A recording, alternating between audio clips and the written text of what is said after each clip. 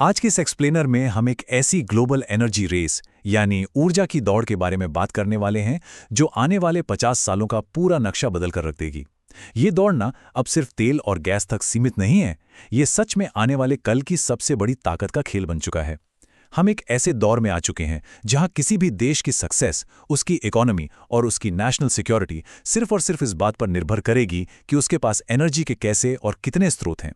तो आइए इस हाई स्टेक्स मुकाबले को थोड़ा और गहराई से समझते हैं। अब जरा इस आंकड़े को देखिए, 100 मिलियन यानी 10 करोड़। आप सोच रहे होंगे कि ये किस चीज का नंबर है। दोस्तों, ये उन तेल के बैरल्स की गिनती है जो हम और आप, मतलब पूरी मानवता, हर एक दिन जलाती हैं। हर दिन। जरा सोचिए इस बारे में। दुनिया भर के देश इस फ्यूल की सप्लाई को सिक्योर रखने के लिए हर साल ट्रिलियन डॉलर्स पानी की तरह बहाते हैं। ये आंकड़ा साफ बताता है कि आज हमारी पूरी दुनिया फॉसिल फ्यूल्स की किस कदर गुलाम बन चुकी है। लेकिन ये डिपेंडेंसी आखिर कितनी डीप है? सच कहूं तो हमारी आधुनिक जिंदगी का हर एक पुर्जा पूरी तरह से इस एनर्जी पर टिका हुआ है। ट्रांसपोर्ट से लेकर बड़ी बड़ी फैक्ट्रीज, आज का एग्रीकल्चर और यहां तक कि वो डेटा सेंटर्स जो हमारी और आपकी डिजिटल दुनिया को जिंदा रखते हैं। और हाँ, किसी भी देश की मिलिट्री पावर तो बिना लगातार फ्यूल के चल ही नहीं सकती। जिसके पास इन ईंधन की चाबी है, पिछले कई सालों से दुनिया पर उसी का आर्थिक और भू राजनीतिक दबाव रहा है। तो चलिए अब देखते हैं कि इस वैश्विक ईंधन निर्भरता के खेल में आखिर कौन कहां खड़ा है। अगर हम इस ग्लोबल शतरंज की तरफ देखें तो कुछ एनर्जी हैवीवेट्स साफ नजर आते हैं। एक तरफ अमेरिका है जो आज अपने शेल प्रोडक्शन के दम पर एक सुपर पावर बन चुका है। सऊदी अरेबिया और रशिया, जिनके पास तेल और गैस के विशाल भंडार हैं, वो तगड़े एक्सपोर्टर्स हैं। चाइना आज दुनिया का सबसे बड़ा कंज्यूमर बन चुका है। लेकिन इन सब के बीच इंडिया कहाँ है? इंडिया इन दिग्गजों के सामने एक मैसिव इंपोर्टर है जो अपनी जरूरतों का एक बहुत बड़ा हिस्सा आज भी बाहर से मंगवाता है। और यहीं से शुरू होती है सबसे कड़ी चुनौती, इंडिया का अपना एनर्जी डेफिसिट। इस गैप को देखकर आप खुद अंदाजा लगा सकते हैं। कमाल की बात यह है कि जैसे जैसे देश की इकोनॉमी तेजी से आगे बढ़ रही है, नए हाईवेज बन रहे हैं, इंडस्ट्रीज लग रही हैं, एनर्जी की मांग तो आसमान छू रही है। लेकिन दिक्कत यह है कि हमारा डोमेस्टिक प्रोडक्शन इस तेजी को मैच नहीं कर पा रहा है। मांग और उत्पादन के बीच का ये बड़ा सा गैप ही हमारी सबसे बड़ी परेशानी है। और जानते हैं इसका सबसे बड़ा इम्पैक्ट कहाँ होता है? ये सिर्फ सरकारी आंकड़े नहीं हैं। जब भी ग्लोबल मार्केट में तेल के दाम अचानक से बढ़ते हैं तो उसका डायरेक्ट असर करोड़ों भारतीय परिवारों के बजट पर होता है। ट्रांसपोर्ट महंगा होता है, खाने पीने की चीजें महंगी हो जाती हैं और इन्फ्लेशन बढ़ जाता है। इसीलिए आज के वक्त में एनर्जी सिक्योरिटी दरअसल नेशनल सिक्योरिटी का ही दूसरा नाम बन गई है। अब इस पिक्चर में एक और बड़ा एंगल जोड़ते हैं, हमारे पड़ोसी चीन का। इंडिया और चाइना की एनर्जी स्ट्रैटेजीज बिल्कुल अलग रास्तों पर हैं।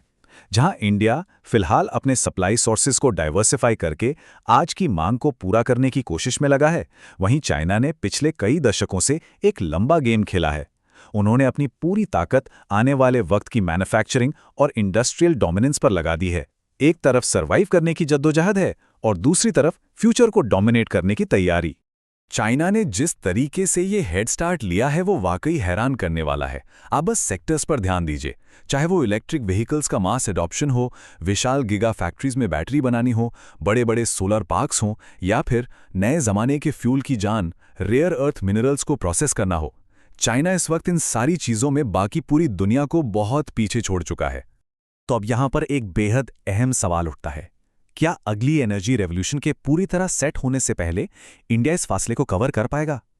क्या इतने सालों की इस बढ़त को पिछड़ना मैथमेटिकली और स्ट्रैटेजिकली सच में संभव है? ये जियोपॉलिटिक्स के सबसे बड़े सवालों में से एक है जिस पर आज दुनिया भर के एक्सपर्ट्स विचार कर रहे हैं। क्योंकि अब हम ऊर्जा के जिस नए युग में कदम रख रहे हैं, वहां पुराने नियम काम नहीं आएंगे। नई ऊर्जा की इस दौड़ में अब तेल के कुएं या गैस की पाइपलाइंस गेम चेंजर्स नहीं रहे। भविष्य का युद्ध बिल्कुल एडवांस्ड और नई टेक्नोलॉजीज पर लड़ा जाएगा। अब हथियार हैं ग्रीन हाइड्रोजन, मैसिव सोलर और wind energy farms, advanced nuclear reactors और सबसे ज्यादा इंपॉर्टेंट बैटरी स्टोरेज टेक्नोलॉजी। असली रेस तो अब इन सभी चीजों पर अपना डोमिनेंस हासिल करने की है। और इस सब के बीच एक बहुत ही जबरदस्त कॉन्सेप्ट सामने आता है जिसे एनर्जी लीपफ्रॉगिंग कहते हैं। इसका बेसिक मतलब ये है कि पुराने फॉसिल फ्यूल वाले सिस्टम में उलझने के बजाय सीधे एक फ्यूचरिस्टिक क्लीन एनर्जी ग्रिड का निर्माण करना। इंडिया जैसे देश के लिए जो भारी इंपोर्ट्स के बोझ तले दबा है, ये एक सुनहरा अवसर है। हम पुराने धर्रे को बाईपास करके बिल्कुल शुरू से एक स्मार्ट एनर्जी सिस्टम बना सकते हैं। किसी ने बहुत ही कमाल की बात कही है, जिसे सुनकर शायद आपकी सोच थोड़ी बदल जाए।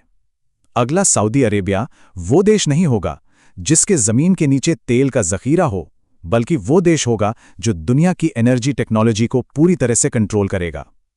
ये सच में गेम बदल देने वाली सोच है। अब आपकी ताकत आपके भूगोल या ज्योग्राफी पर नहीं, बल्कि इस पर निर्भर करेगी कि आप टेक्नोलॉजी में कितने एडवांस्ड हैं। तो आइए इस पूरी चर्चा को समेटते हुए एक फाइनल स्कोर कार्ड देखते हैं। अगर हम इन विशाल खिलाड़ियों को एक टेबल पर रखें तो तस्वीर कुछ ऐसी दिखती है। यूएसए फिलहाल फॉसिल फ्यूल्स के करंट प्रोडक्शन में सबसे आगे है। चाइना ईवीज और बैटरीज की मैन्युफैक्चरिंग को बिल्कुल डोमिनेट कर रहा है। सऊदी अरेबिया अब भी पुराने रिजर्व्स का बादशाह है, लेकिन इंडिया एक बहुत ही यूनिक कैटेगरी में है, फ्यूचर सिस्टम बिल्डिंग। इंडिया के पास अभी इस पूरे नए इकोसिस्टम को अपनी शर्तों पर डिजाइन करने की फ्लेक्सिबिलिटी और अवसर दोनों हैं। और दरअसल यही इंडिया की सबसे बड़ी ताकत बन सकती है, एक ऐसी ऊर्जा प्रणाली बनाना जो पुराने बीते हुए कल पर नहीं, बल्कि आने वाले कल के लिए बनी हो। इस ग्लोबल दौड़ को जीतने के लिए ना अब सिर्फ और सिर्फ कच्चे तेल की जरूरत नहीं पड़ने वाली। अब चाहिए नए आइडियाज, टेक्नोलॉजी, लचीलापन और सबसे जरूरी आत्मनिर्भरता। जो देश अपने दम पर यह कर पाएगा, वही वैश्विक इकोनॉमी को रूल करेगा। तो इस पूरे एक्सप्लेनर के फैक्ट्स और फिगर्स को देखने के बाद क्या लगता है, क्या इंडिया आने वाले 50 सालों में 2050 तक सच में एक एनर्जी सुपर पावर बन पाएगा? आप सब लोग इस पर क्या सोचते हैं? इस एनर्जी वॉर का आखिरी असली विजेता कौन बनेगा? इंडिया, चाइना, यूएसए या फिर सऊदी अरेबिया? और क्यों? इन विषयों पर सोचिए और इस बेहद अहम चर्चा का हिस्सा बने रहिए। इस एक्सप्लेनर के साथ जुड़ने के लिए बहुत बहुत शुक्रिया।